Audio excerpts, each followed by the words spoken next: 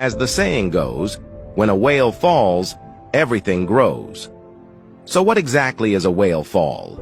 It turns out that whales are born with a special ability to sense their own death in advance. When a whale receives a notice of death, it will quietly leave the colony. Swimming alone to a quiet sea? What's it doing here? Waiting to die? Not really.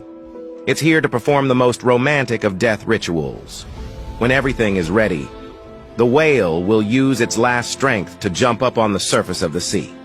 It must look good and have a good posture. Then it falls back to the surface, starting the whale fall. At the moment when the whale makes its last impressive move and falls back into the sea, the whale closes its eyes and stops breathing. It passed away peacefully. Then the whale's body will slowly fall from the surface to the bottom of the sea. This is the whale fall. During the whale fall, the stage of life begins. Sharks and eels will be the first to notice. So when the carcass sinks, they rush in to eat it. Why don't they just grab it? Because the whale is so big. It would take months for them to eat it all together. There's no need to grab it. When the carcass hits the bottom, the crustaceans come in.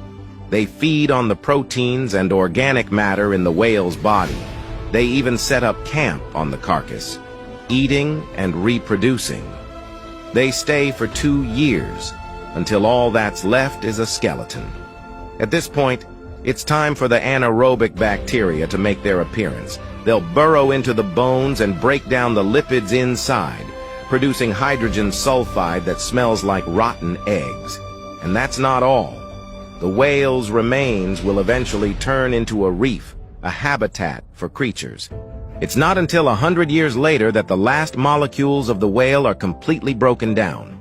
In that century, whale carcasses have provided survival and employment for at least 43 species and as many as 12,190 organisms. A veritable one whale falls and all things live.